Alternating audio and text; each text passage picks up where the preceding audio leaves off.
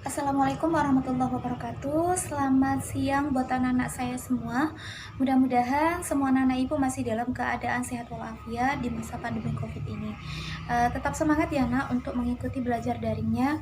Oke, kita bertemu lagi pada Mapel PKWU untuk kelas 11. Ya, di sini kita akan membahas tetap pada bab 1 kita, tetapi pada poin yang berbeda, yakni dengan judul materi kita yakni adalah usaha kerajinan dari bahan limbah berbentuk bangun datar. Tetapi dengan poin yang keempat, di mana pertemuan pertama kita sudah membahas mengenai perencanaan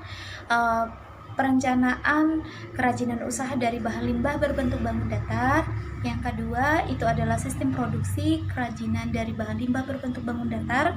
Yang ketiga itu kita sudah belajar juga mengenai perhitungan titik impas atau break even point. Dan yang terakhir di bab 1 ini kita membahas mengenai strategi promosi. Silakan disimak video ibu berikut ini. Silakan disimak juga penjelasannya. Kalau kurang paham silakan ditanyakan.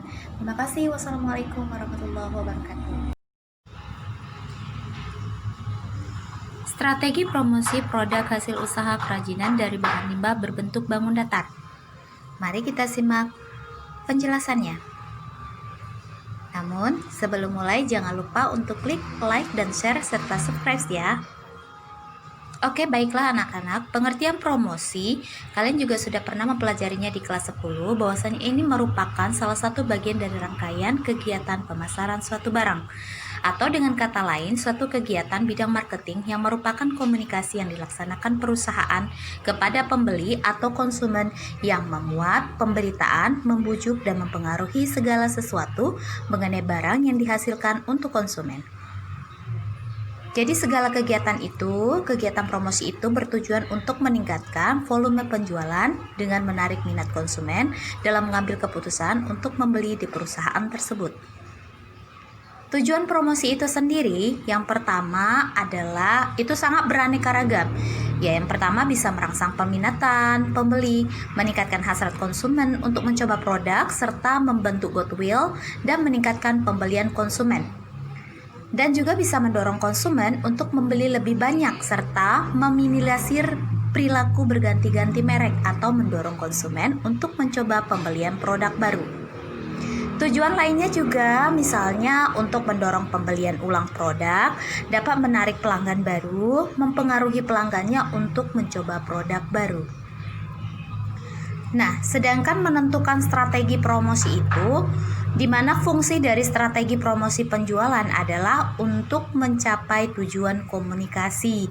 Jadi dalam mengembangkan strategi promosi penjualan perlu didefinisikan tugas-tugas komunikasi yang diharapkan dicapai oleh program promosi penjualan. Dalam melakukan promosi agar dapat efektif perlu adanya bauran promosi, yaitu kombinasi yang optimal bagi berbagai jenis kegiatan atau pemilihan jenis kegiatan promosi yang paling efektif dalam meningkatkan penjualan.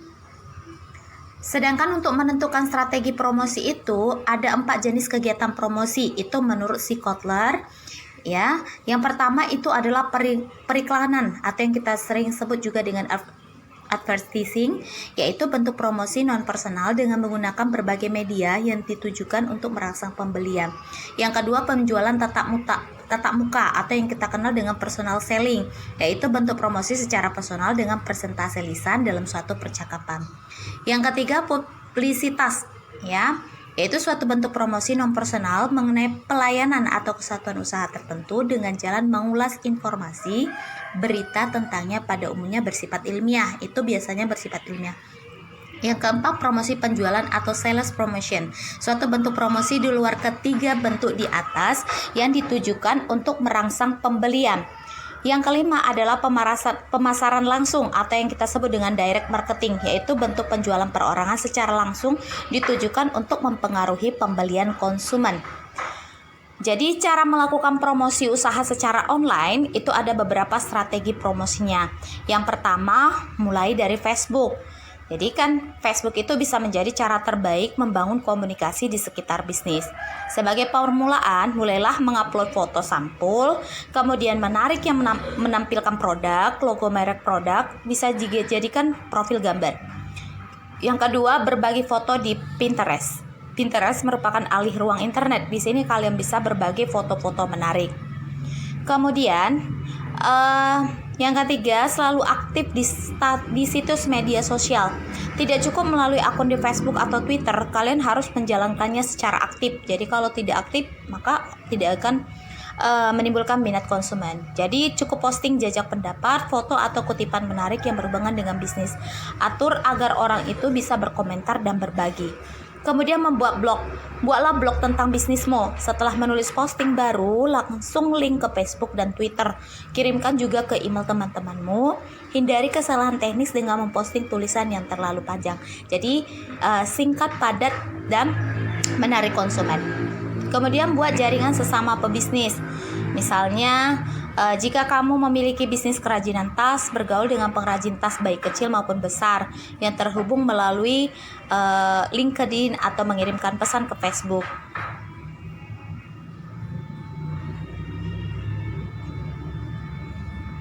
Ya.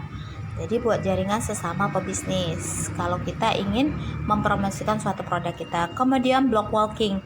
Blog walking ini adalah suatu istilah di mana kita mendatangkan traffic web dengan cara berkomentar di website atau blog lain.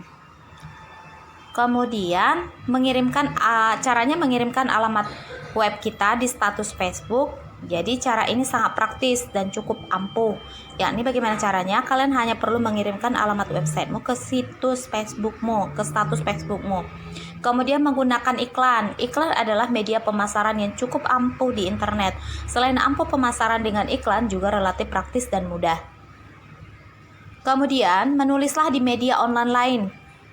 Misalnya kalian bisa menulis di forum, lalu dalam tulisanmu ada mengandung satu link yang menuju websitemu. Dari sana ada banyak orang yang bisa datang ke webmu dari tulisan yang kamu buat di forum tersebut. Itu caranya kalau kita mau menulis di media lain. Oke, cukup sekian mengenai penjelasan Ibu, yaitu pada bab keempat, yaitu promosi ya. Kalau ada yang ingin bertanya, silakan tanyakan langsung ke Ibu. Terima kasih. Wassalamualaikum warahmatullahi wabarakatuh.